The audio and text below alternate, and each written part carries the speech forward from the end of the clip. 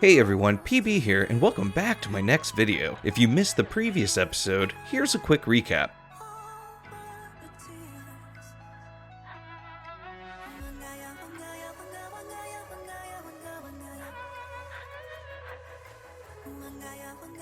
Alright, now that we're all caught up, let me know in the comments down below if you've gotten these platinum trophies as well, or have any suggestions for series or titles I should try out next. And while you're down there, don't forget to smash that like button, and to subscribe. Without further ado, here's the next set of platinum trophies that I have achieved.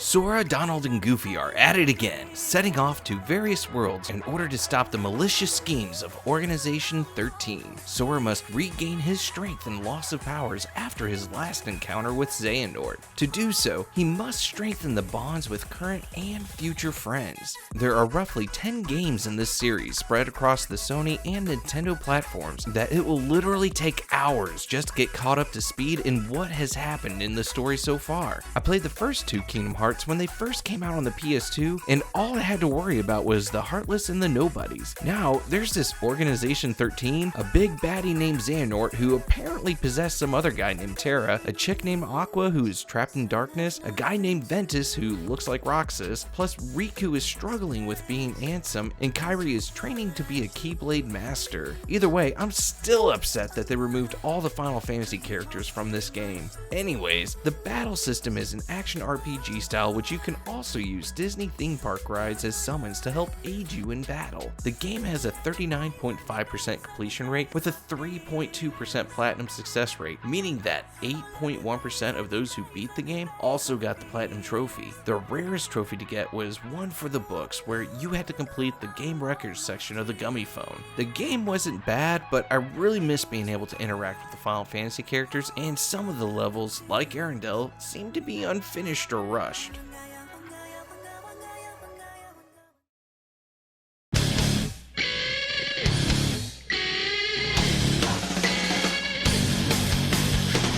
In the world of Spirit, you play as Tidus, a star blitzball player whose city of Zanarkand is suddenly attacked by a massive beast known as Sin during a blitzball game. You end up getting sucked into Sin's vortex and travel 1,000 years into the future. You'll eventually end up in the village of Besaid and join a summoner and her guardians on their pilgrimage to Zanarkand in order to defeat Sin in Final Fantasy X. The battle system is a unique turn-based system which allows you to swap out party members at any time during battle in order to take advantage of enemy weaknesses. Unfortunately, the game still uses random encounters, but the battles are typically pretty short since almost every enemy can be taken down in just one hit if you use the appropriate character to attack them. The game had several optional quests that resulted in getting better Aeons, ultimate weapons, and the ability to craft some epic gear that basically made you invincible. Only 19.8% of the gamers who played this game beat it on the current console, and just 2.3% got the platinum trophy. This means that 11.6% of those who beat the game got the platinum trophy. The hardest trophy to acquire is the Perfect Sphere Master, which you have to complete the sphere grid for all 7 characters, totaling to approximately 6,000 nodes to unlock. This is questionably the last good numerical Final Fantasy game of the franchise, and is one that I would highly recommend for anyone to play.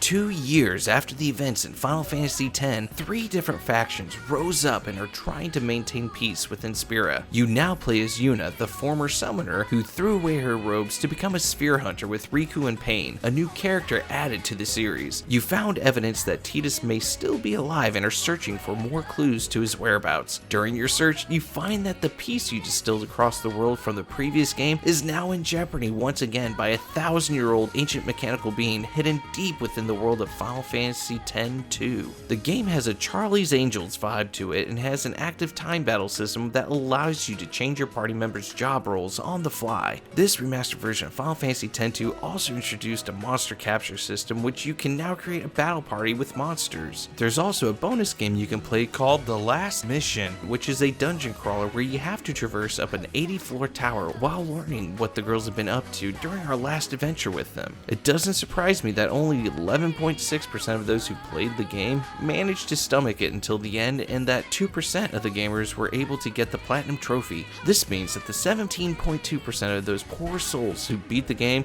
stuck through until the very end to get every last trophy. The rarest trophy to acquire was Toneberry's Treasure, which, unless you have a guide, you probably never figure out how to get this thing, since it relies heavy on RNG and save scumming in order to acquire. I didn't mind playing these games since I'm a huge fan of the series, but I don't think anybody would have noticed if it had never been made.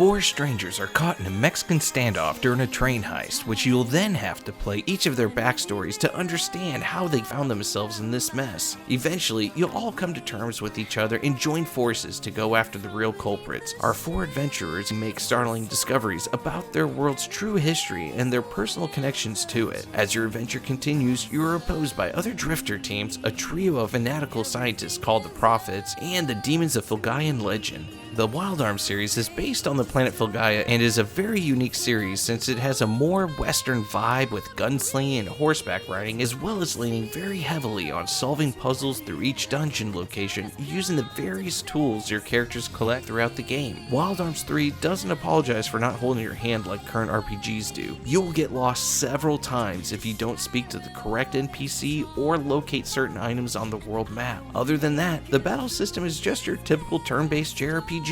The game has an 8.2% completion rate as well as just a 1.7% Platinum Trophy success rate, meaning that 20.7% of those who beat the game also managed to get the Platinum Trophy. The rarest trophy to get was Out of the Abyss, which you had to spend about 6 hours of dungeon crawling through 100 floors in the bonus dungeon to defeat an optional boss. I really enjoy the Wild Arms series and was disappointed when they stopped making new entries into the franchise. I would love to see someone make a Wild Arms 6 as long as they stay true to the series.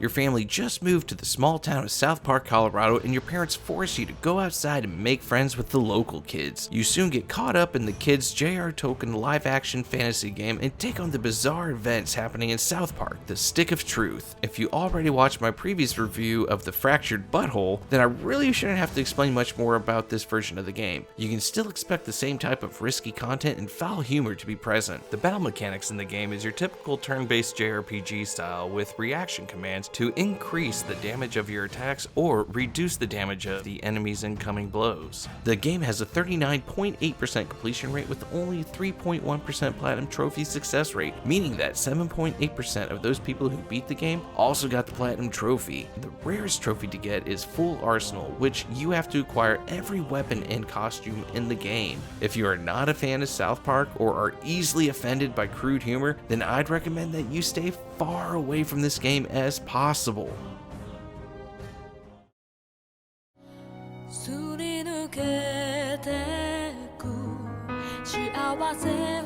In the year Stardate 772, you and your friends and family are enjoying a nice relaxing pleasure cruise deep out in the depths of space. The ship is suddenly attacked and you manage to escape but are separated from everyone and end up stranded on an underdeveloped planet. By the time you are able to reunite with your friends and family, you find out the existence of your universe is in jeopardy. This is basically the last Star Ocean game that allows you to recruit optional characters depending on if you have enough room in your party or have viewed certain events. The crafting system was extremely frustrating to use, but allowed you to create some incredible items which are practically necessary in order to beat some of the harder bosses in Star Ocean till the end of time. The battle system is one of my favorites that allow you to run around freely within the battle map and attack the enemy with regular or special attacks just as long as you have enough stamina. Only 13.9% of players have beaten the game, with just a 0.5% acquiring the Platinum Trophy, meaning that 3.6% of those who beat the game were able to get all the other trophies. The rarest trophy to get is Toughest Challenge, which all you have to do is beat the game on the hardest difficulty. I really enjoyed this game and I would absolutely recommend it to other gamers to play, even though it does have some punishing difficulty spikes within the game.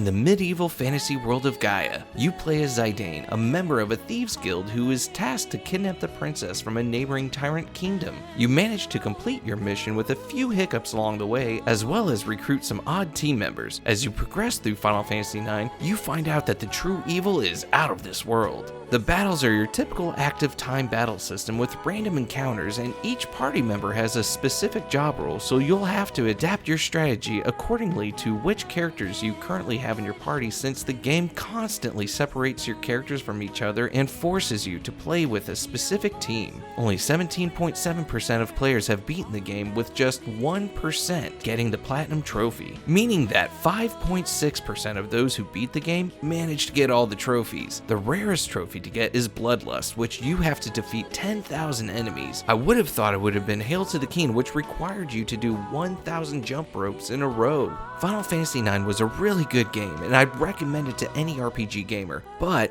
my only complaint is that I'm not a fan of my party members coming and going all the time. Last night here for you, same old song. In this fantasy world, students are trained to be mercenaries in order to help fund their schools known as gardens. You play as Squall, a student who has recently graduated to a seed leader and is tasked to aid a small rebellion group in taking down the president. Unbeknownst to you, the president was just a pawn for a powerful sorceress who is trying to take over the world. In your attempt to complete your mission, you are struck down by the sorceress's magic and your school is now endangered to be destroyed. The battle system is your typical active time-based system. However, the mechanics on how you increase your stats is dependent on the type and quantity of the magic you have junction. Only 19.3% of gamers have beaten this game, with just 7.5% getting the Platinum Trophy. This means that 38.9% of those who beat the game also got the Platinum Trophy. The rarest trophy to get is the Timber Maniac, since this is one that can be easily missed if you don't grab the one that's on the white seed ship before leaving it. I can't really say if I like this game or not, because there are several things that I liked about it, yet there are also many things that I don't. It was just an odd Final Fantasy installment in the franchise.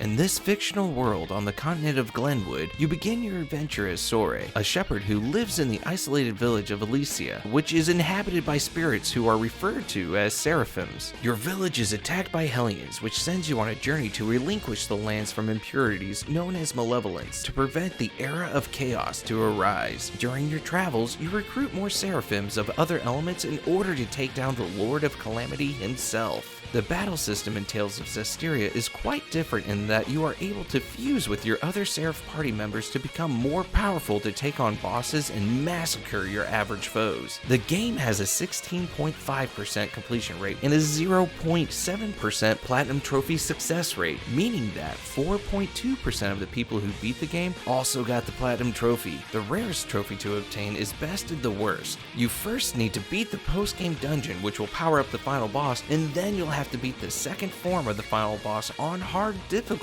to finally achieve this trophy. If you want to give this game a shot, be my guest. But there are other Tales games in the franchise that have a way better storyline than this one.